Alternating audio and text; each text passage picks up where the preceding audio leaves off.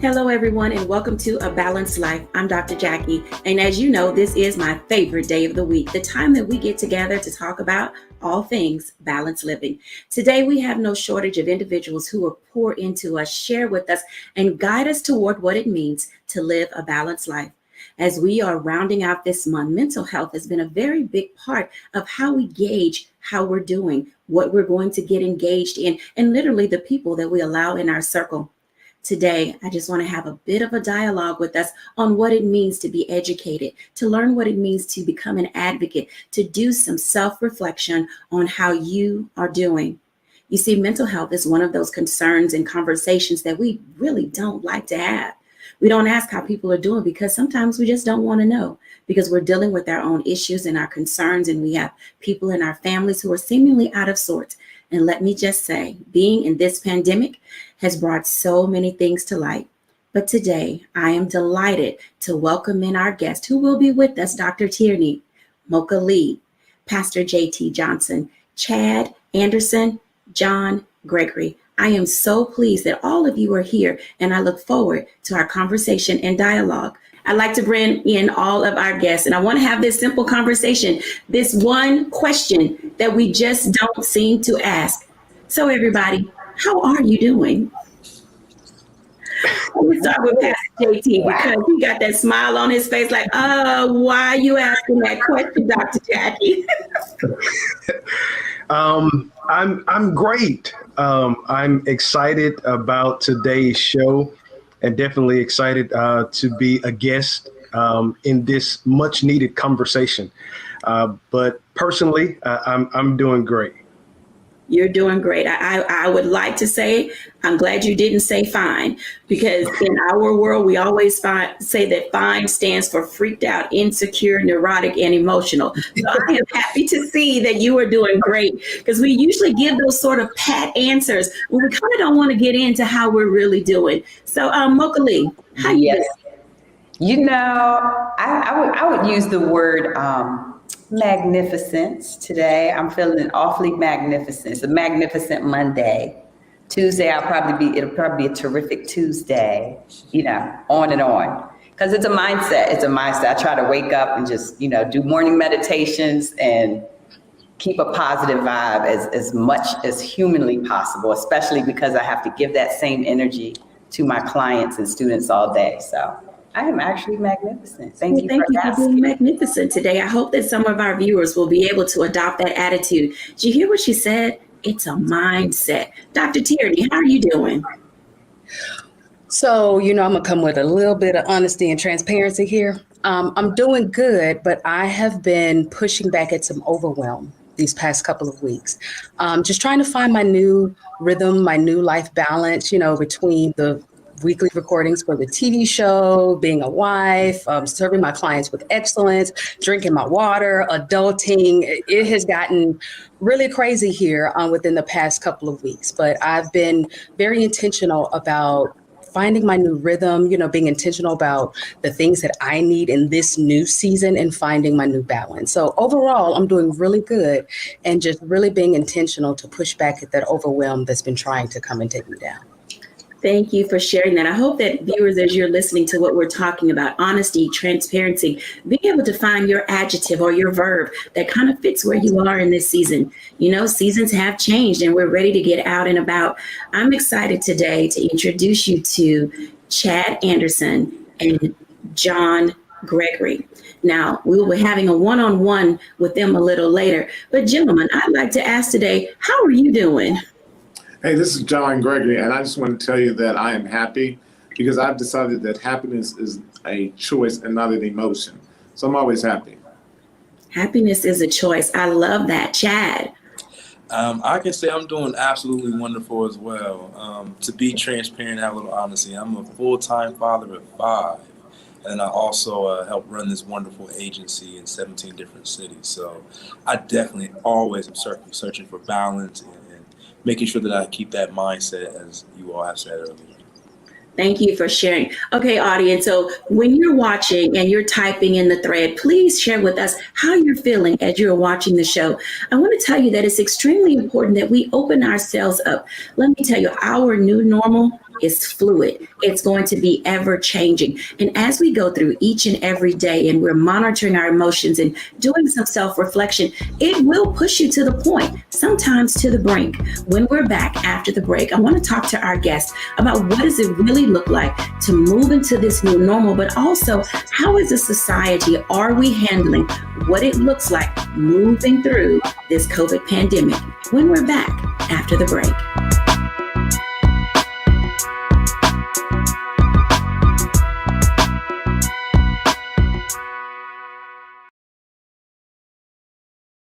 Don't you think it's time to get wealthy?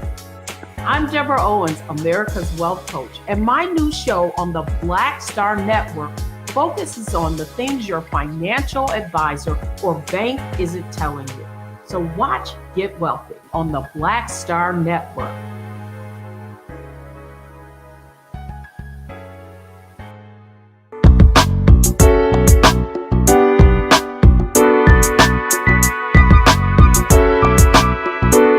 Welcome back, everybody. This is Dr. Jacquie of A Balanced Life here at Black Star Network.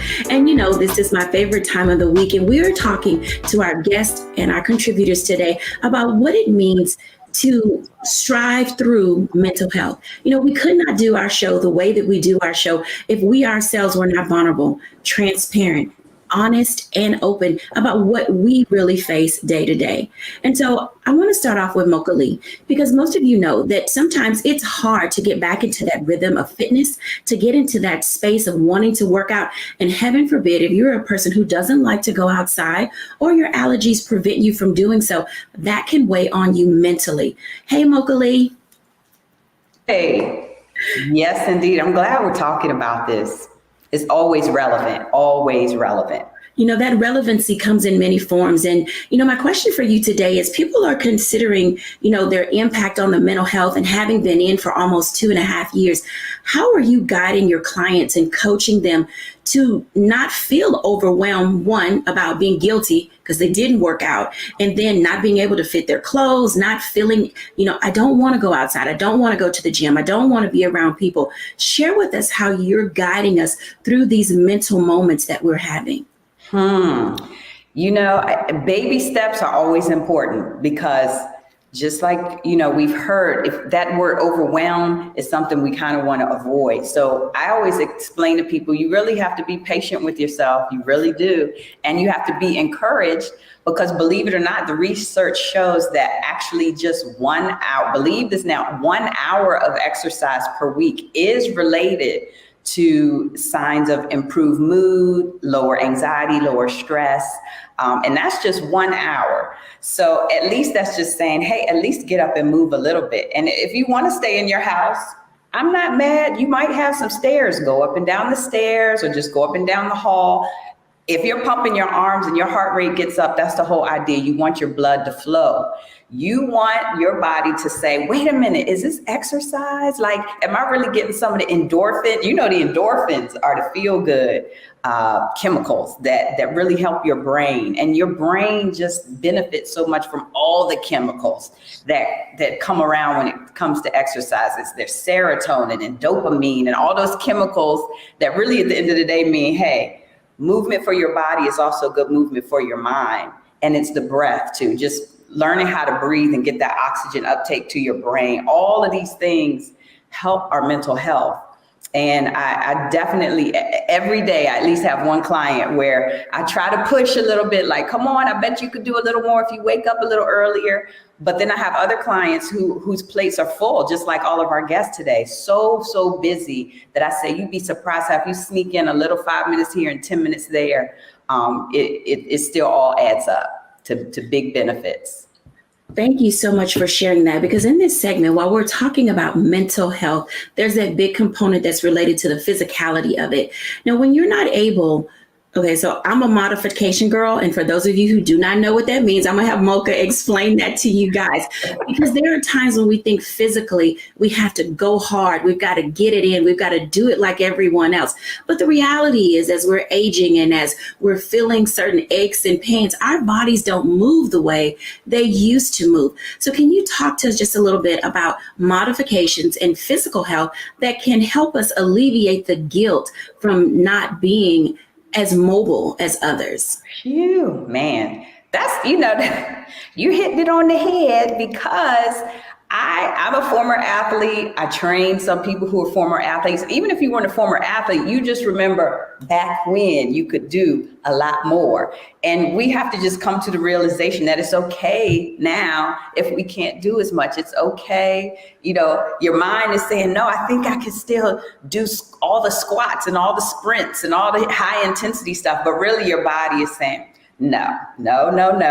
You take it down a notch. And the word you used is modify the movements so that you're not injuring yourself or causing harm, but still getting mental benefits. So for example, I can give you two examples. One would be a strength example. So if you go to any fitness classes or deal with personal trainers, we all want to make you guys do squats and lunges and all these things that they do help your lower body, but they might not be friendly for your knees, right? So then there are modifications for that. And I think you and I have even done moves where you take an ankle weight, put it around your ankle, and do some moves on the floor where you're just doing leg lifts, which is safer for your knees. That's a modification. I have a lot of people who like being outside and jogging or running. Guess what? Again, not too friendly on the knees, maybe not friendly on the lower back. I always suggest them, how about getting in the swimming pool? Does anyone know that the water is like awesome workout, good for your joints, no impact on your joints. So a lot of times I just try to sneak in an introduction, just an idea, like maybe try to go to the pool or, just make small changes is really the whole idea of a modification. Make it yours. Make your exercise your own. And even this morning, I'm not kidding you, there was a workout that I led where some of the people were doing high knees, but your girl was just doing a regular old knee lift. Because I already know, I just have to appreciate where I am and know that I will still get benefits, even if I'm not doing hardcore moves. So, Thank you for sharing that, because I'm not a hardcore move person, and I don't know if any of our other guests are. But I do want to bring in Pastor J.T. Johnson into this conversation that we're having, because he has done something quite amazing. And I don't know if he'll want to share, but in addition to physical health, how we eat, our health and nutrition plays a very big part in what we do. And I'm going to say, Pastor JT, you astonish me. I'm going to let you share your story with our audience.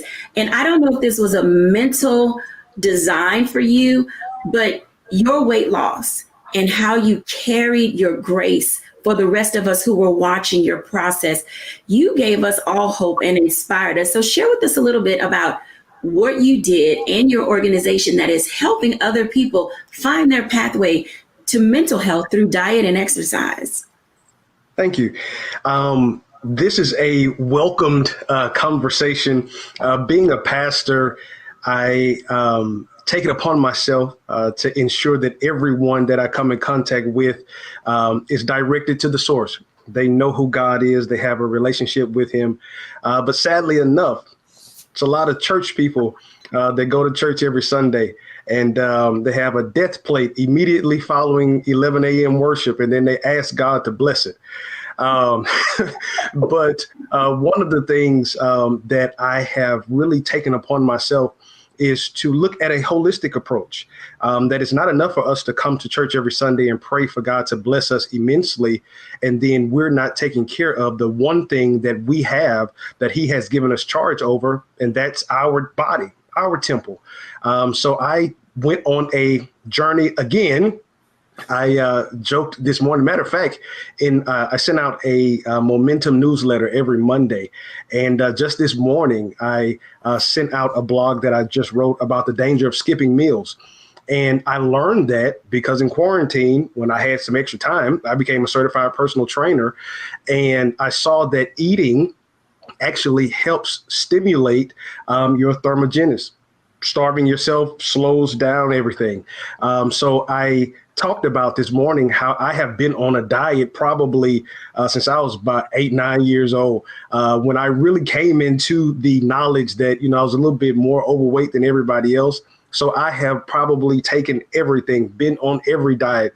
Not going to name them all, but I'm just going to tell you I even took Dexatrin. We're going to keep that between us. But my mom really is the one that put a fire under my feet when we found out that she was tested for type 2 diabetes. And when I heard the news, she needed an accountability partner as she was about to change her diet. Now, my mother and father are from East Texas, and Daddy still needed everything, fried and have a piece of bread with every meal. So I told Mom, I say, hey, I'm gonna be your accountability partner. And I think I continued on and she stopped. But over the process, I lost over 100 pounds, was my highest. I was about 312. And now I hover around about 205, 210. And I have really changed my eating habits. But thinking about what Mocha just said about modification, I was patient enough to allow my body to adjust to the process that was happening. So I didn't just go cold turkey. I am a vegan now, but I didn't just go cold turkey. I started to remove red meat. And then I started to, my next step was removing chicken. Then my next step was removing fish. And then I became a vegetarian and now I'm vegan. And that happened over the course of about 3 years. So I didn't go on a fad diet. I didn't lose 20 pounds in 19 days like the weight loss gurus would advertise. It was about a pound a week. And it was real slow, but I believe that's the reason why it's been easy for me to maintain it. And when Mocha mentioned about modification, if I can just drop this, that is a holistic word for everything in our lives.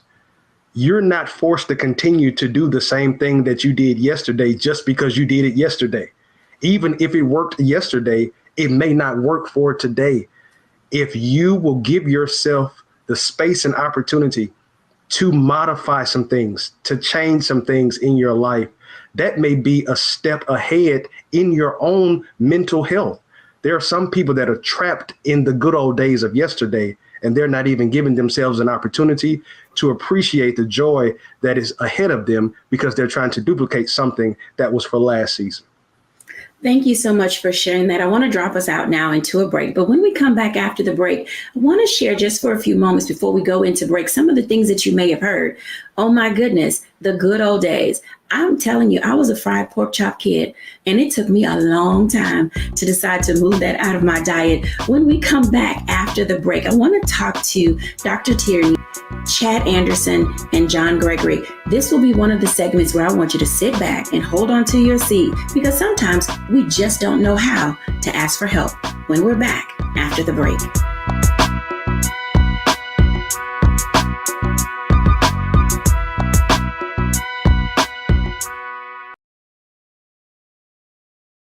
Pull up a chair, take your seat. The Black Tape with me, Dr. Greg Carr, here on the Black Star Network. Every week, we'll take a deeper dive into the world we're living in. Join the conversation only on the Black Star Network.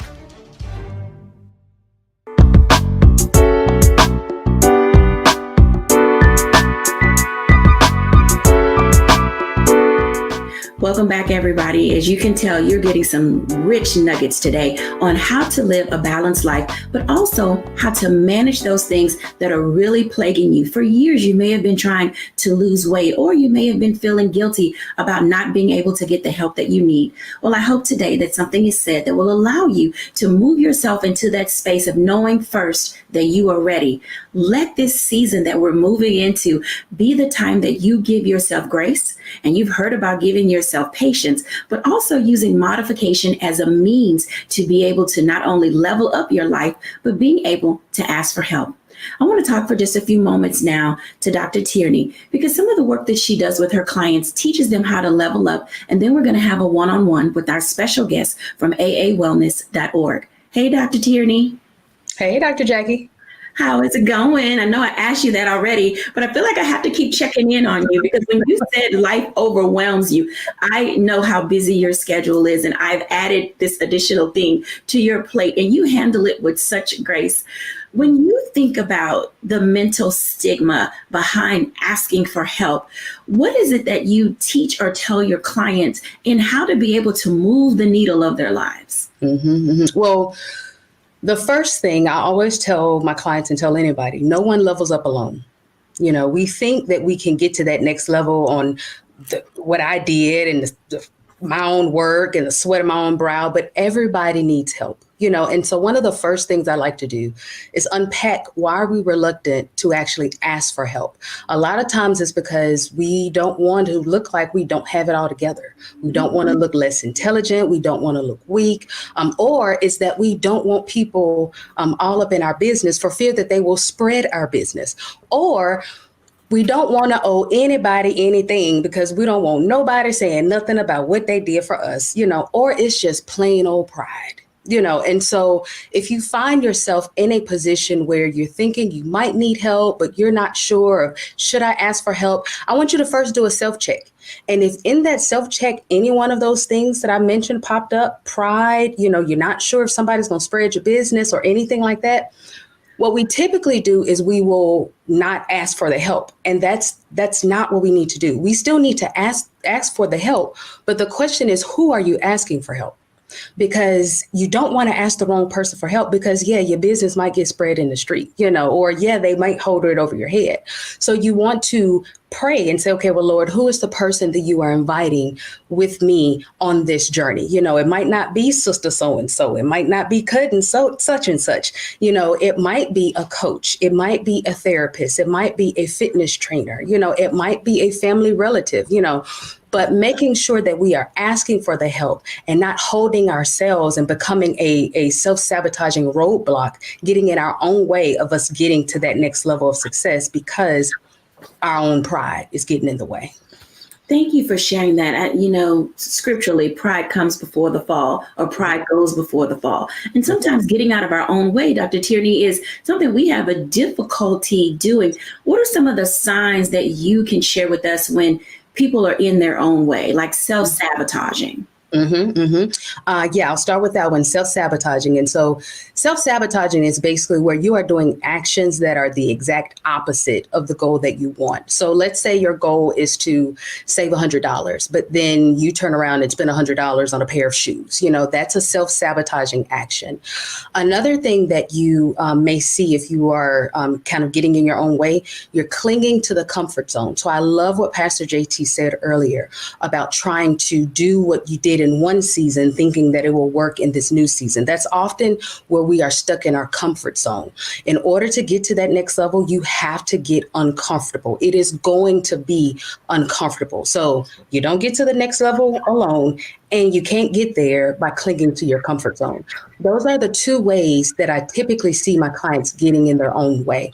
The third way, which is a caveat to the first one, the self-sabotaging action, it's procrastination. Procrastination is a self-sabotaging action. Now, people don't procrastinate just for the sake of procrastination. There's usually something up under that procrastination. Usually it's a fear, it's an insecurity. There's a deeper emotion that goes along with that procrastination. And in an effort to avoid that feeling, that emotion, we'll procrastinate on doing whatever that thing is. And so all of those things become how we get in our own way. And then we don't lose the weight, we don't start the business, we don't reach whatever that goal is that we're setting for our lives. Wow, goal setting is a very big part of being able to move your lives forward. Thank you for sharing those tips. Audience, I hope that you are listening and that you are taking notes. What you're hearing today is the way in which you will be able to build for yourself a toolkit, a lifestyle toward balanced living. I want to bring in now our very special guest that we have today of aawellness.org. We're going to talk to John Gregory and Chad Anderson. Gentlemen, good afternoon. Good afternoon. Good afternoon. I am delighted that you are here. And in this segment, while we're talking about the stigma of mental health, you deal specifically in the area of men. Can you tell us about your organization and about yourselves, and then kind of walk us through what it is you do? Yeah, the name of our organization is the African American Male Wellness Agency. Black men die of all 5 top diseases, number 1. So for the last 19 years, what we have been doing is trying to bring attention to Black men's health issues. So what we do is probably right now in 17 different cities, we hold an annual event called a Wellness Mobile 5K Walk and Run, where we go in and we do free health screenings for Black men. And that really is a very interesting perspective because we were bringing men physical health. And then over the last 10 years, we started dealing with Black men in mental health called Real Men, Real Talk, where we really focus on Black men and their mental health perspective of how they live, how they function, and what they think about themselves, and how they relate that to their family. So we really have done something really unique.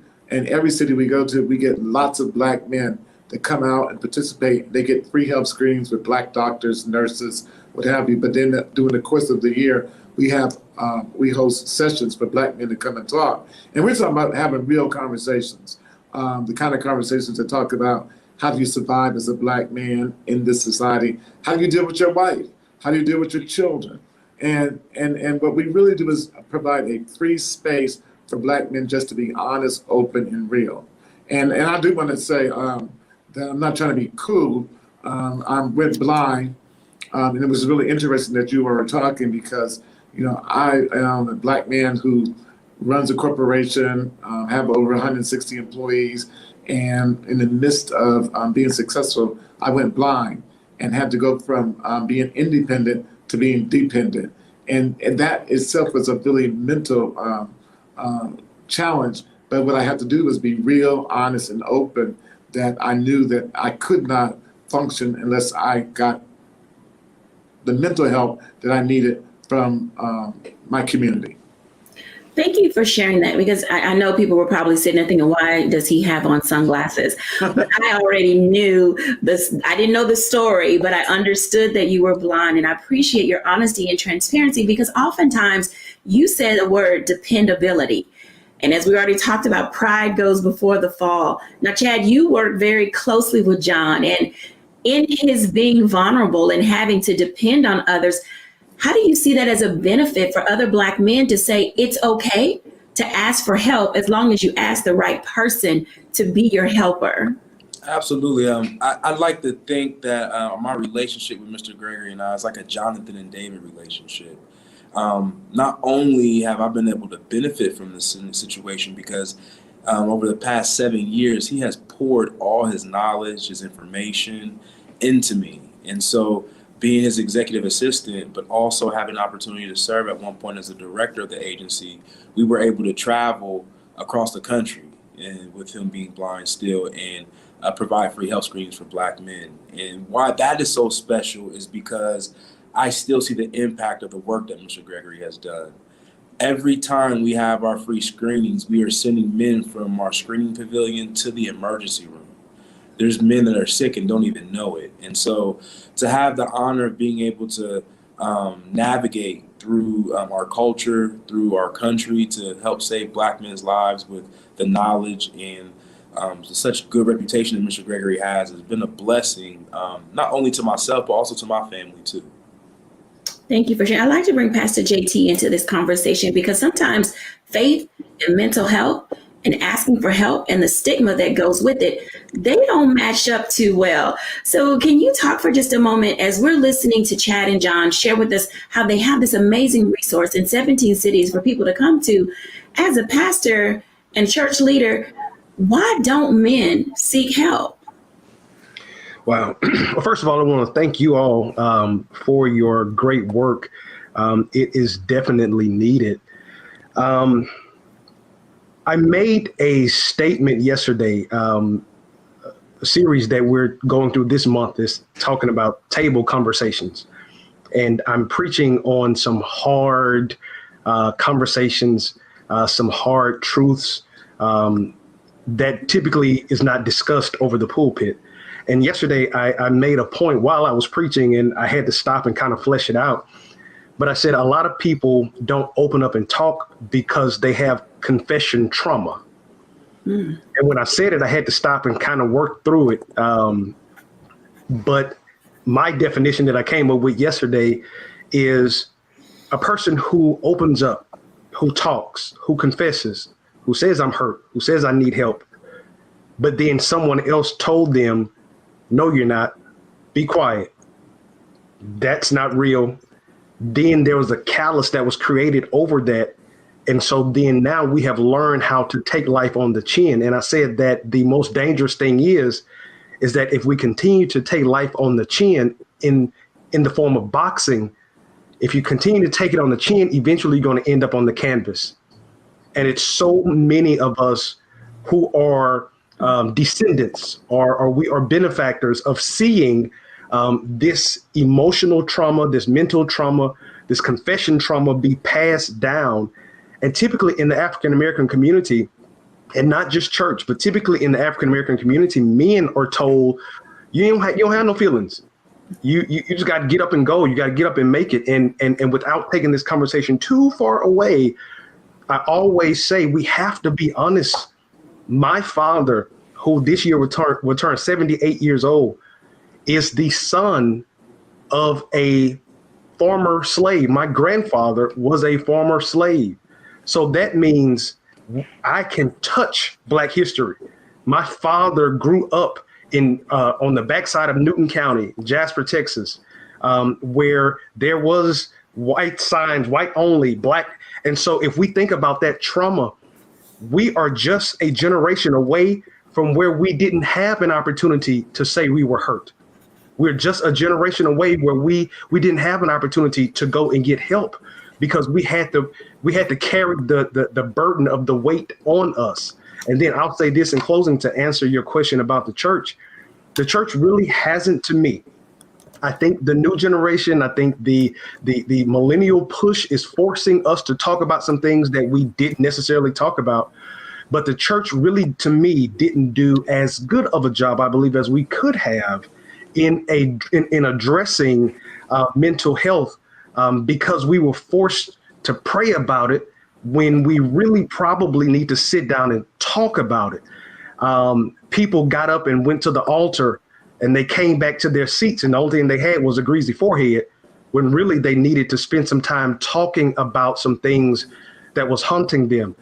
Typically, there are conversations that need to be brought to the table that probably have been swept under the rug. And it has just created a generational responses to things that I pray now, because we have so much awareness and there's so much energy and synergy that's being brought to mental health and mental health awareness and Black men and their health. I hope that we will now be the bearers of the torch that will change the trajectory of what we have experienced in the past. Thank you for sharing that. Chad and John, when you hear those types of statements and men may have come to you, from the church hurt, come to you from homelessness, come to you from dealing with all the isms, racism, sexism, colorism, ageism, how do you help them unpack all of the traumas that they bring to the spaces where you occupy? Well, I think that, and it's really interesting, is because our churches are made up of predominantly women. And so Black men don't see themselves as having a space in the church. And so they don't oftentimes go to the church for the place where they talk. And so what we do is we provide an opportunity for Black men just to come and talk. And it's really amazing. I think the last session we had 3 or 4 brothers who just opened up and talked about how their mothers were strung out on crack and had given them up their crack, and how through their life, even though they were accomplished master's degree brothers, that they were struggling with their identity or struggling with things. And so we really use talk therapy as a method of getting Black men to open up. And I think the other thing is we create these safe spaces. We're going to gyms, we're going to barbershops, we're going out to restaurants, we're having them in the park.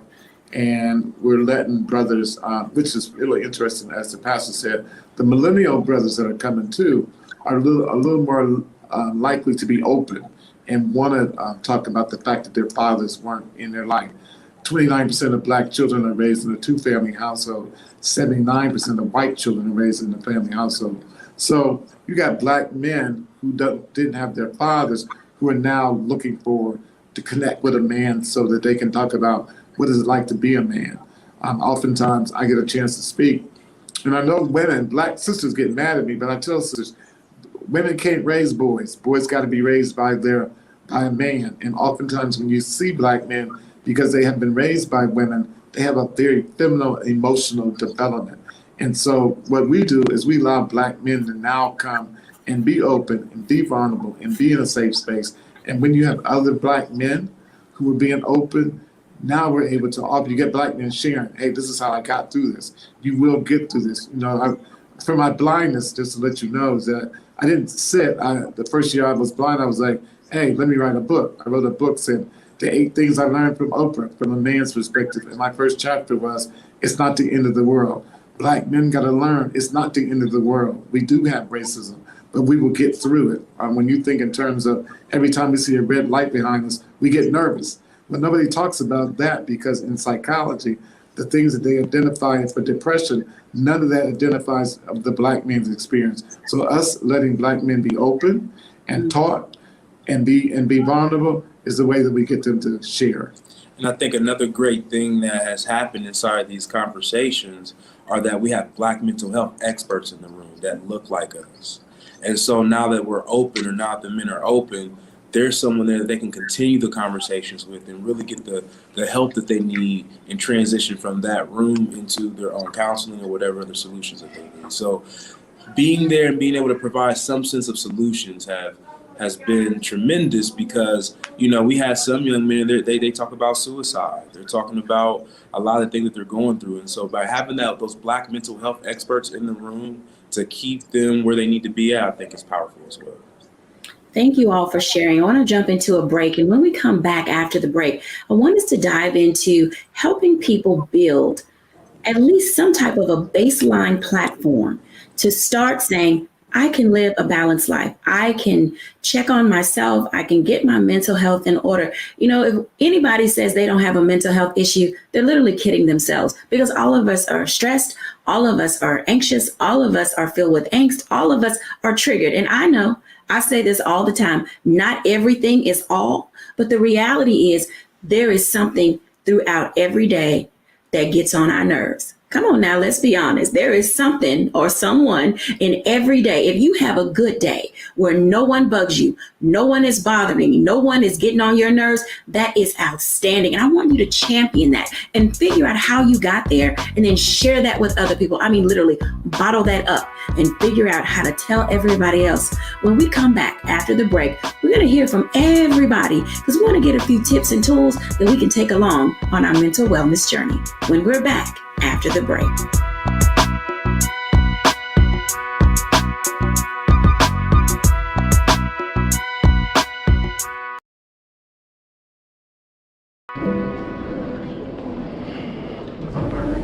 Into the bins over the window seats. These are the only bins that will accommodate larger rollerboards.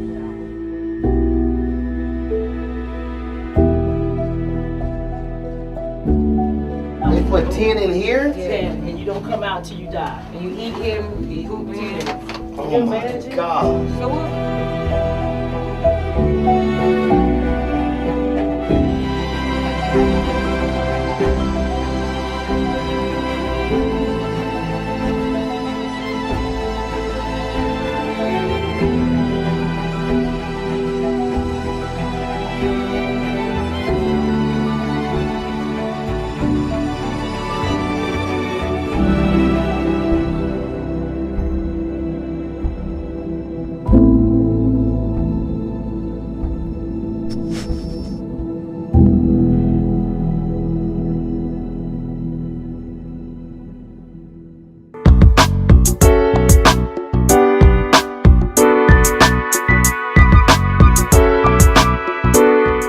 Welcome back, everybody. Come on, bring them all in. I'm good. We are here. We are ready. Thank you, everybody, for such a stimulating conversation. Oh, my goodness. I was like, I don't want this to end. I don't want this to end, because it's been so rich. And I know that our audience will enjoy. So we have about 10, 15 minutes left in our conversation. I really want to do a round robin, because we've heard a lot, and I know you all have a lot to add. So I'm going to start with Mocha. So, Mocha, what do you have to say for our audience who is trying to figure out where to start? Now, this can be mental, physical, relational. Where would you say is a good place for people to begin, and then move us into some type of fitness journey that can help us stay in that positive space? So I like it. I like what you're saying.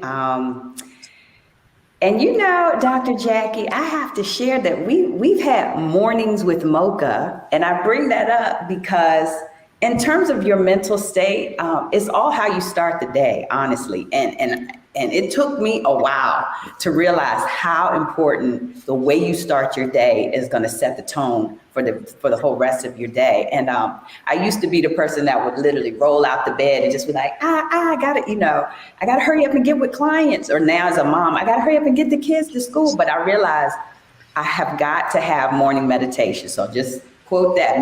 Mocha mentioned morning meditation because even if it's only 5 minutes, I'm telling you, it really helps me get my head together, and meditation means different things to different people. So I used to always feel like my morning prayers were meditation. And I would say, wake up and say, thank you, God, for this day. And thank you that I'm, going to have a great day. And, but what I learned recently is that you can pray, but you can also just sit in quiet and listen and see if God is going to give you some direction on the day. And especially if it's physical, you can be honest and say, God, I'm tired this morning, but I'm thanking you in advance for the energy to go ahead and go on this little morning walk that I need, because I'm going to get some good vitamin D from that sunshine. It's going to help my mood. And, you just have to think.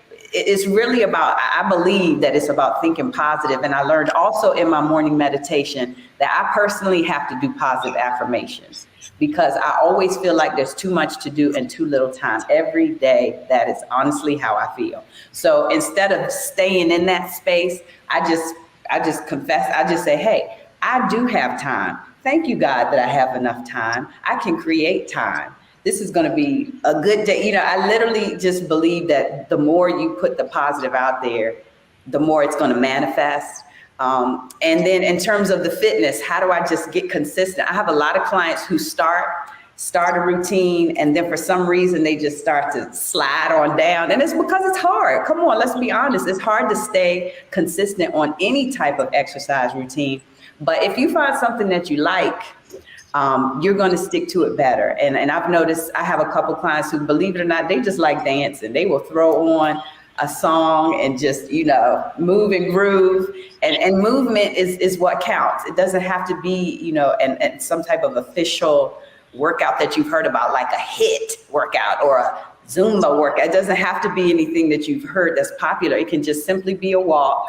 And I always encourage the walks, because I'm telling you, the walks are beneficial, especially now that we're in the season where the weather is pretty decent in most parts of your viewers' areas. But just get out and walk and talk, talk to someone else, because that's always great. Like we said, you need to have someone else keep you accountable, walk and talk.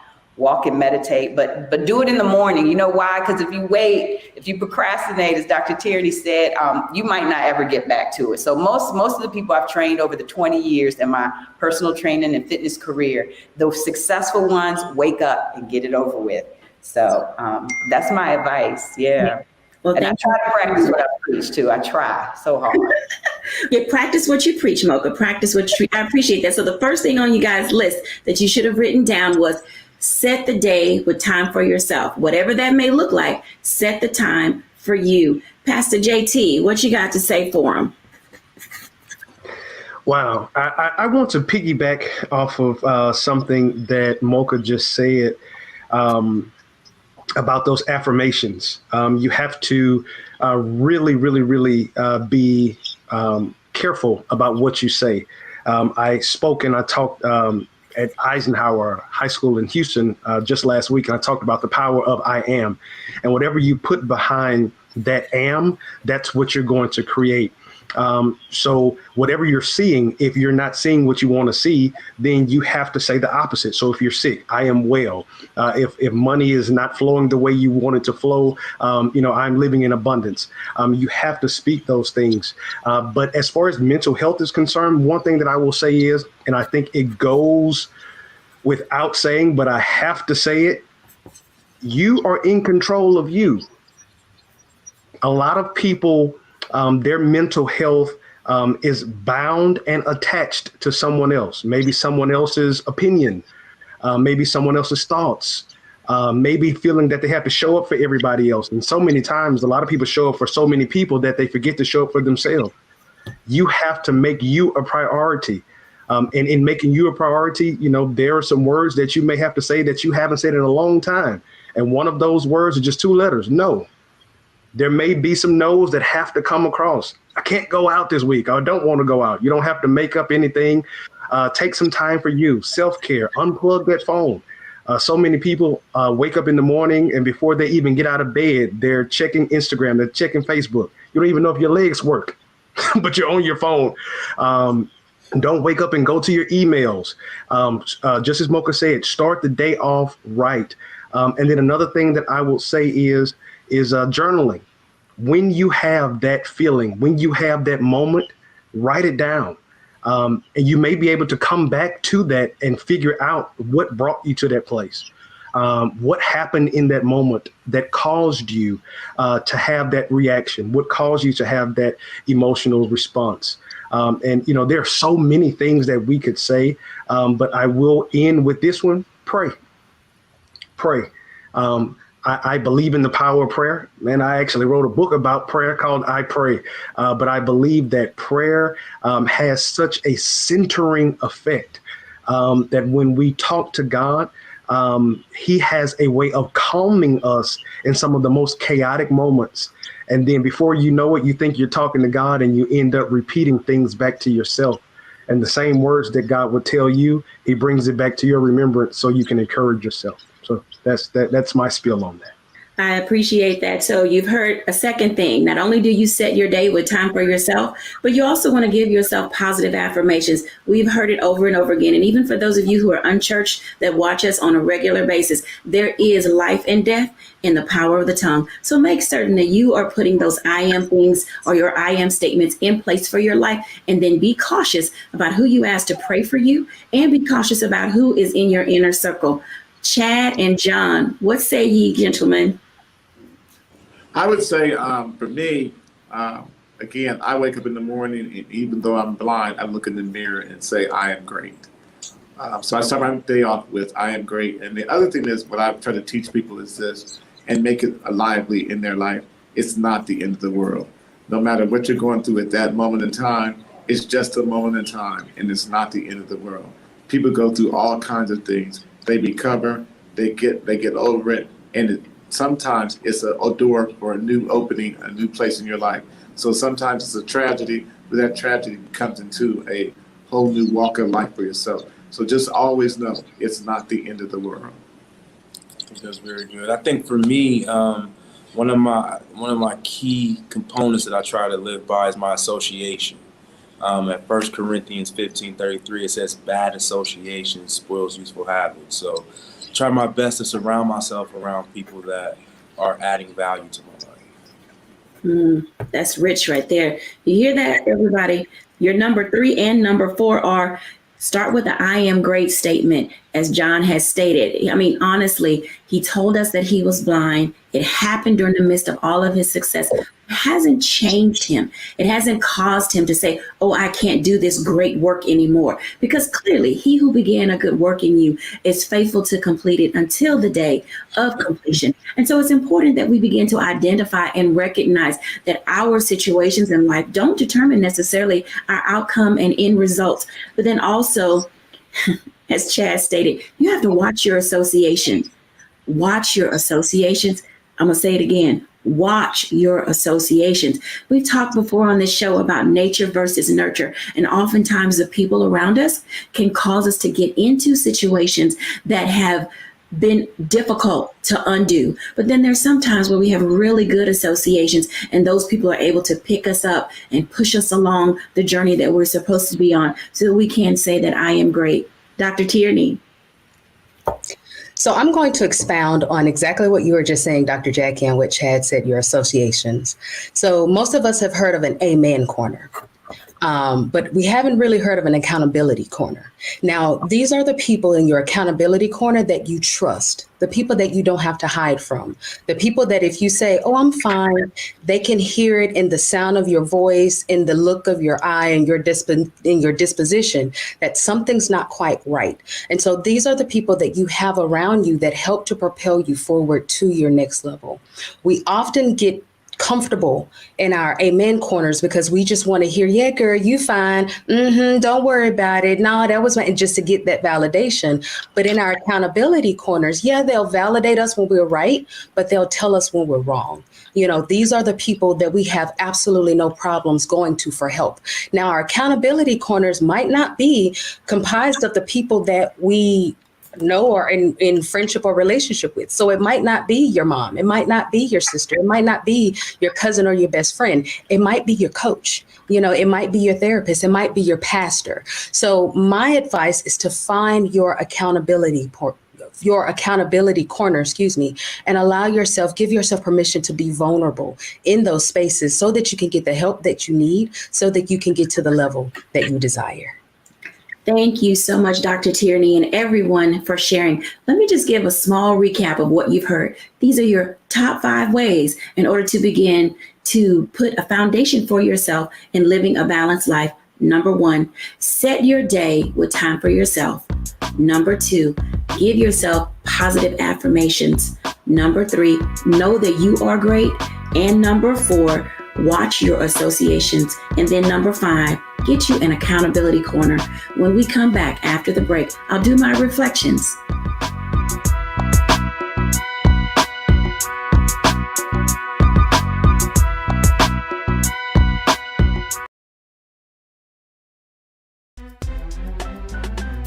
I'm Faraji Muhammad, live from LA.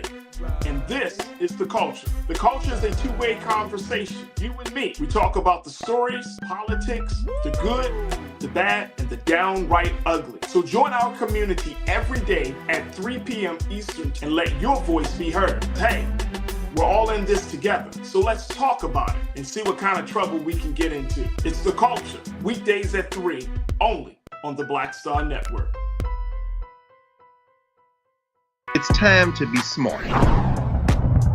Roland Martin's doing this every day. Oh, no punches! Thank you, Roland Martin, for always giving voice to the issues. Look for Roland Martin in the whirlwind, to quote Marcus Garvey again. The video looks phenomenal, so I'm really excited to see it on my big screen. Support this man, Black Media. He makes sure that our stories are told. See, this difference between Black Star Network and Black-owned media and something like CNN. I got to defer to the brilliance of Dr. Carr and to the brilliance of the Black Star Network. I am rolling with Roland all the way. Honored to be on a show that you own. A black man owns the show. Folks, Black Star Network is here. I'm real revolutionary right now. Roland was amazing on that. Stay black. I love y'all. I can't commend you enough about this platform that you've created for us to be able to share who we are, what we're doing in the world, and the impact that we're having. Let's be smart. Bring your eyeballs home. You can't be Black-owned media and be scared. You dig?